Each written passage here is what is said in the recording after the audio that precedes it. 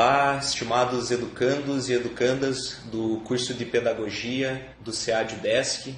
É um prazer estar com vocês através desse material audiovisual, onde nós vamos ter o privilégio de contar aí com alguns minutos do nosso colega Afonso Celso Scoguglia, que vai estar aí num bate-papo comigo, e espero esse bate-papo se estenda para todos os que puderem ter acesso a esse material, sobre o nosso projeto de ensino chamado Pedagogo em Formação, Estudo dos Clássicos da Educação em sua segunda etapa.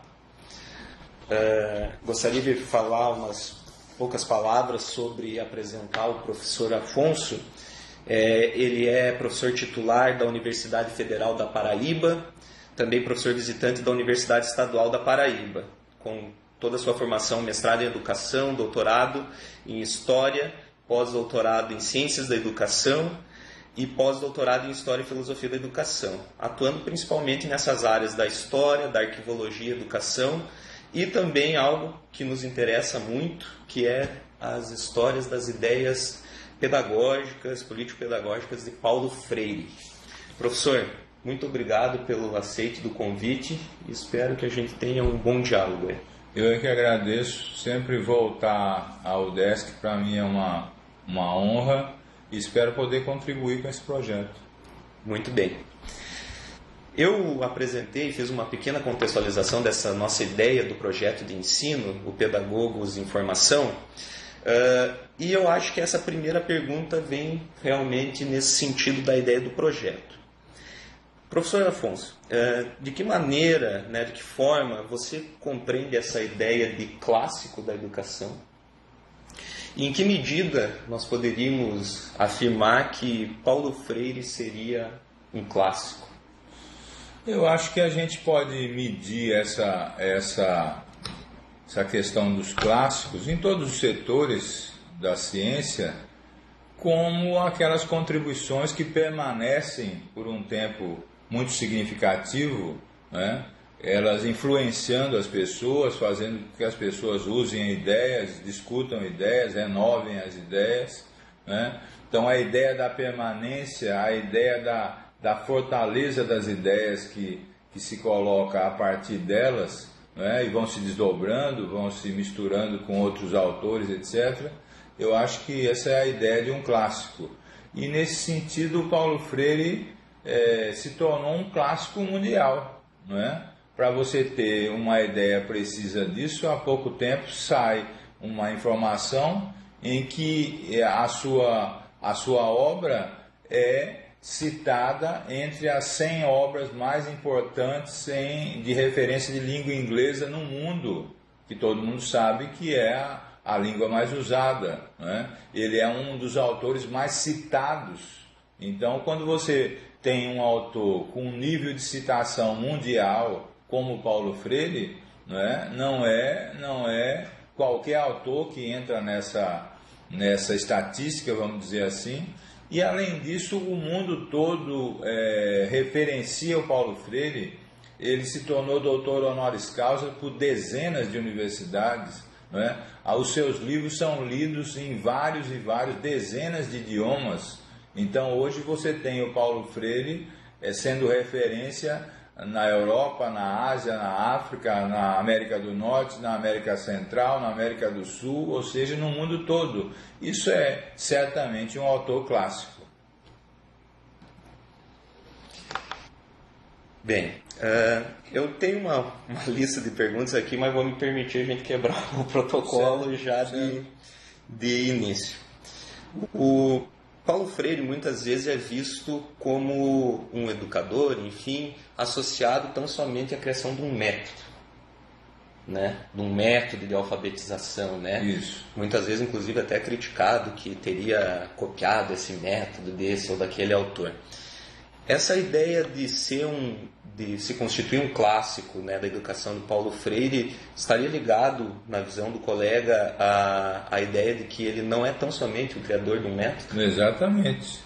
E ele, inclusive, não gostava dessa expressão método Paulo Freire. Ele gostava de usar a expressão sistema Paulo Freire para mostrar que além de uma metodologia havia uma filosofia, uma política, uma pedagogia, uma sociologia, uma antropologia, uma psicologia ligada às propostas que ele e um grupo de educadores veio propor no começo dos anos 60. Por outro lado, a trajetória do Paulo Freire é uma trajetória de 40 anos, pelo menos. 40 anos, e depois que ele faleceu, tem vários livros publicados, né, que são repetidos até agora. E quando você olha esses livros, vai estudar esses livros, a pedagogia, as propostas do Paulo Freire transcendeu muito a ideia da própria alfabetização. No final das contas, ele é respeitado como um pedagogo, como um dos educadores mais importantes da atualidade, tanto do século XX como desse século XXI, não só por ter proposto uma metodologia, um sistema de alfabetização, mas por ser um pensador da educação, não é? Podemos dizer, para corroborar o que a gente está falando aqui, um clássico da educação que vai muito além de uma proposta metodológica, sem tirar a importância dela. Ela tem uma importância muito, muito grande, é uma importância vigorosa, ela é original, etc. Não é sempre qualquer coisa que saia, ela traz no seu bojo contribuições anteriores, não há nenhum problema nesse sentido, mas o Paulo Freire é justamente um clássico da educação, unindo a sua primeira questão com essa, justamente porque ele transcendeu e muito a própria proposta metodológica de alfabetização de adultos. Muito bem, bueno. Vamos para mais uma questão. Professor, pela sua experiência docente no ensino superior, larga experiência docente, o estudo desses clássicos, tal como Paulo Freire, estamos assim o conceituando, ele está presente de uma forma crítica na formação inicial dos professores? Eu acho que é uma das coisas mais lacunares e mais necessárias para a formação de docentes, e eu vejo que para a formação de todos na universidade, cada um na sua área, obviamente. As pessoas que estudam matemática precisam conhecer os clássicos da matemática. As pessoas que estudam geografia precisam conhecer os clássicos da geografia, assim como na história e assim por diante. Por que não na pedagogia e na formação docente, seja em que grau? Ou seja, essa é uma das falhas que eu acho que precisam ser urgentemente corrigidas, e eu acho que é muito coerente esse projeto que vocês estão fazendo para ter esses subsídios. Outra coisa, costuma-se muito nesse campo da educação trazer clássicos de outras ciências para ajudarem na educação. Nada contra, até porque a gente defende essa simbiose, essa interdisciplinaridade, não tem problema nenhum. Você trazer, por exemplo, um Pierre Bourdieu para contribuir com a educação, um Boaventura de Souza Santos, um historiador, um antropólogo, nenhum problema. Mas a gente precisa estar atento aos clássicos, aos proponentes das ciências da educação. Das ciências da educação. É importante estudar o Marx? É claro que é importante estudar o Marx, mas ele não é um especialista em educação. É importante estudar um Antônio Gramsci? É lógico que é. É importante estudar um Pierre Bourdieu? Lógico que é importante, mas eles não foram especialistas em educação. É importante estudar um Michel Foucault? Mas lógico que sim. Mas é super importante a gente entender os clássicos da educação, os clássicos da pedagogia socialista, os clássicos da pedagogia nova. Como é que alguém sabe algumas ideias, vou citar de novo, do Marx, por exemplo, em relação à sociedade, etc., só que não conhece quem foi o John Dewey, ou o Anísio Teixeira, ou o próprio Paulo Freire, ou a Maria Montessori, ou outro qualquer? Quer dizer, e a educação vai formando clássicos há muito tempo, né? Você tem um Comênios que está lá há 400 anos atrás e até hoje é referência importante, né? Como é que alguém na educação não conhece, por exemplo, um Celestin Freinet, não é? Um Jean Piaget, não é? Quer dizer, lógico, repito, que você precisa conhecer os clássicos de várias disciplinas, de várias ciências, mas quem trabalha com educação precisa primordialmente conhecer os clássicos da sua área, né?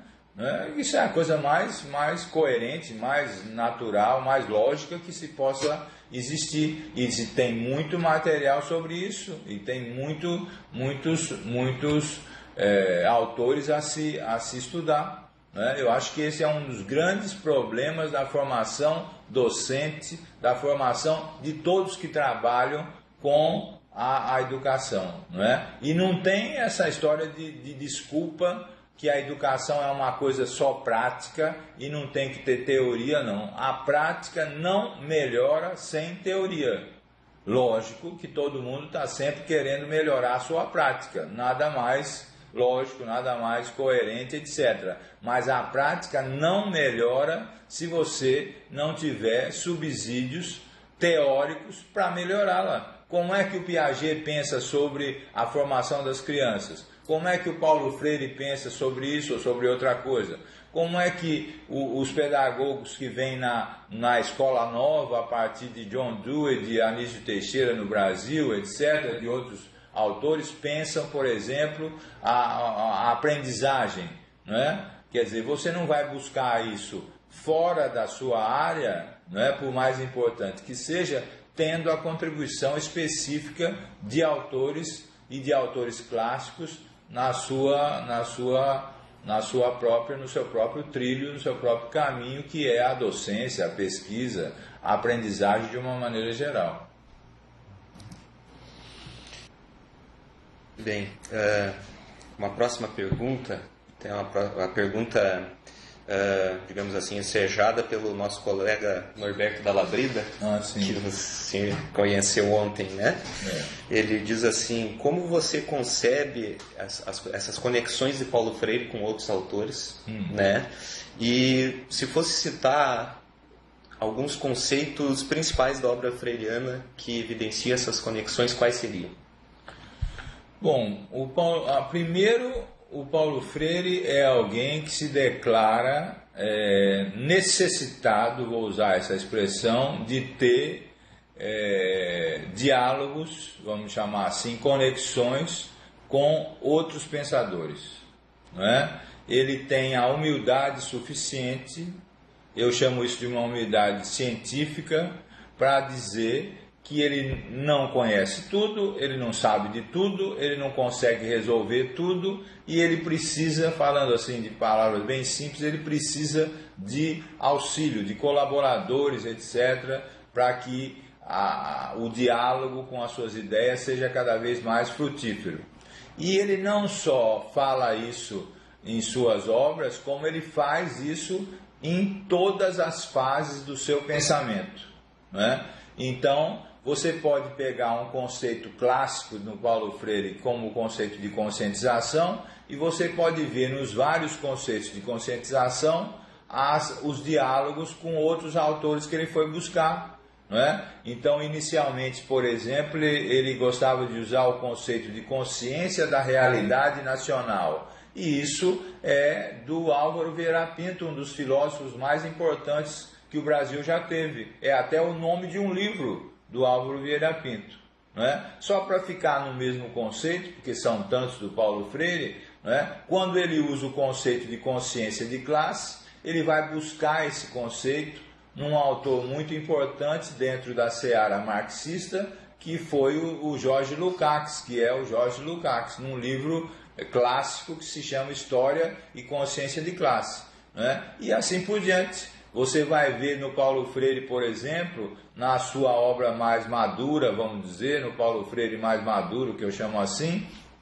um uso reiterado da questão do trabalho como princípio educativo. E o trabalho como princípio educativo é a principal ou uma das principais referências da pedagogia socialista. Praticamente todos eles usam essa referência do trabalho como princípio educativo, das relações econômicas que ensinam, que fazem a aprendizagem também, não isoladamente, mas também. Então, o Paulo Freire vai construindo isso ao longo de todo o seu pensamento, né? Agora, é fundamental, a meu ver, né, que a gente, para entender as conexões do Paulo Freire, tenha uma visão mais completa do Paulo Freire, como eu costumo dizer, de começo, meio e fim da sua obra, né, tenha uma visão mais geral, né, e isso, hoje a gente tem muitos instrumentos, inclusive os vídeos que a gente fez na TV UFPB, que estão disponíveis no YouTube, etc., que a gente fez essa programação, já fazendo aqui a propaganda, né?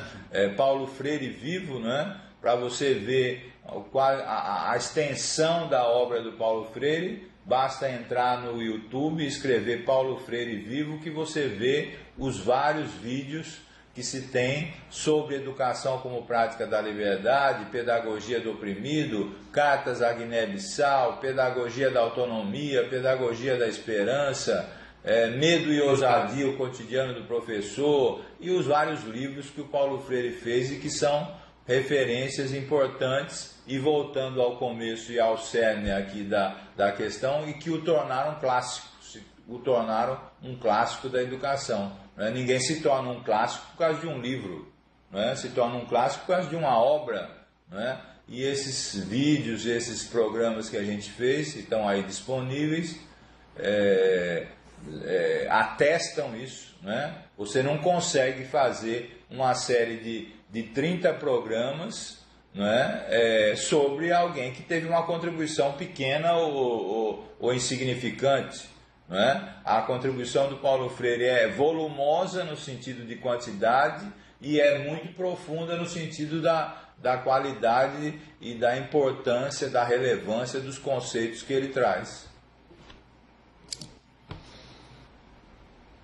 Bem, para fechar então essa nossa conversa, professor, nós estamos num centro de educação à distância, o SEAD-UDESC, um centro que trabalha com cursos nessa modalidade à distância, onde nós pretendemos sempre fazer uma utilização das tecnologias, a partir também do referencial político-pedagógico freiriano.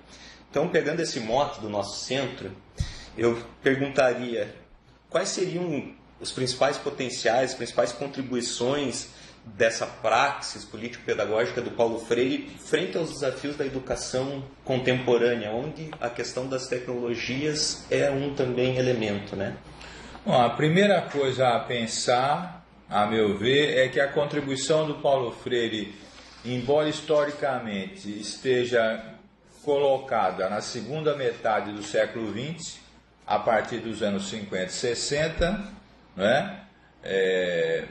ele é absolutamente atual e, mais do que atual, a meu ver, ele é prospectivo. Quer dizer, você enxerga o Paulo Freire como alguém que tem muita contribuição para dar daqui para frente, vamos dizer assim. E o daqui para frente não pode, seria uma burrice, vou usar esse termo, prescindir das tecnologias que fazem avançar os processos de aprendizagem. Eu não tenho nenhuma dúvida que, vivo fosse o Paulo Freire, estivesse entre nós, estaria usando a educação à distância e todas as tecnologias da informação necessárias, etc., para difundir suas ideias, discutir suas ideias, aliás, que ele fez. Hoje você entra na internet e coloca lá Paulo Freire, aparecem milhões, não são milhares não, são milhões de referências. Então tem palestra para todo gosto, conferência para todo gosto, texto para todo gosto, fotos. Se há uma coisa hoje abundante nessa questão, é que você pode ter um arsenal de história, de fotografia, de textos. Aliás, todos os livros importantes do Paulo Freire estão disponíveis inteiros na internet. Não vamos aqui discutir se a editora gostou disso ou não, mas se você escrever Pedagogia do Oprimido, aparece o livro lá inteiro. Então, como não adianta a gente correr atrás disso, está lá disponível. O Paulo Freire não foi alguém que discutiu isso, até porque a existência terrena dele foi até os anos 90 e a gente ainda não tinha o desenvolvimento, por exemplo, da internet, de redes sociais, de WhatsApp, etc., que tem hoje. Mas o Paulo Freire sempre se autodenominou um professor conectivo. Ele dizia até um menino conectivo, que está sempre ligado a tudo que é contemporâneo, etc. Então, agora, se eu pensar nos conceitos do Paulo Freire, aí é que eu vou encontrar vários. Por exemplo, a questão do Paulo Freire na questão dialógica e, portanto, na questão da comunicação, todo mundo sabe que é intensa, é central. O Paulo Freire pensa que a gente aprende, ele usava até um termo religioso, em comunhão, no diálogo, em comunicação. Bom, isso já bastaria para você, mas não é só isso. Para ele, educação é basicamente ação cultural, é comunicação, é diálogo, é interação, seja a forma que tiver interação, seja pessoal, seja cara a cara, seja à distância, seja de que maneira for, seja através de um livro, de um texto, hoje de redes sociais, do que você pensar, e das novas formas que vão aparecer aí, que a gente ainda nem imagina quais sejam. Então, não há nenhuma dúvida de duas referências principais. Primeiro, o Paulo Freire apostaria, se estivesse aqui hoje, todas as suas fichas nesse tipo de comunicação da aprendizagem, de aprender dessa forma, de todas as formas. O segundo é que dentro da sua obra existem vários conceitos, e não são conceitos periféricos ou secundários, são conceitos centrais. O conceito de diálogo, de ação cultural e de comunicação é um conceito central. Quando ele começa a pensar em alfabetização, ele já fala num ciclo de cultura, ciclo no sentido que não tem pontas, onde todo mundo interage, olha lá o verbo, todo mundo interage, todo mundo se comunica com a mesma intensidade, E vocês já estão na ideia do ciclo de cultura digital, e vão aparecer outras ideias. Mas a própria ideia do ciclo, de aprender em ciclo, de aprender juntos, de aprender no diálogo, de aprender em processo permanente de comunicação, para ele não é um conceito qualquer, é um dos eixos centrais do pensamento do Paulo Freire. Ou seja, eu posso ser radical e dizer: não existe pensamento do Paulo Freire sem você pensar em diálogo, em comunicação, em interatividade, em intersubjetividade, em troca, seja lá que veículo você vá usar para isso. Então, claro que os centros de educação à distância, por exemplo, junto com outras tantas tecnologias, junto com o livro, junto com tudo que a gente tem, com o professor, com o presencial, com tudo, são instrumentos que certamente estão dentro do roteiro do Paulo Freire como coisa muito importante. Bem, estamos terminando então esse nosso bate-papo. Professor, queria novamente agradecer ao professor Afonso pela disponibilidade em conversar conosco sobre essas questões que perpassam aí o nosso projeto de ensino, o Pedagogos em Formação, o estudo dos clássicos da educação. e deixar a palavra aberta para o amigo para fazer suas considerações finais. Eu só podia encerrar desejando a todos e a todas que esse instrumento da educação à distância seja cada vez mais qualificado, seja cada vez mais utilizado, tenha o respaldo, tenha a troca, não é? Se eu pensar como Paulo Freire, ele não admitiria que é uma coisa de um para outro, mas é uma coisa de todos, de interação, de ida e vinda, não é? de conceitos, de contribuições que são dialogadas, que são trocadas. Esse é um instrumento muito importante e eu desejo a todos e a todas que façam dele um uso muito significativo para que fiquem cada vez como homens e mulheres, crianças, jovens e adultos melhores, e essa é sempre o nosso objetivo, da gente ser um ser humano mais qualificado, mais interativo, mais, como diria o Paulo Freire, mais humano, um humano mais humano, e esse é um instrumento educativo muito importante para isso.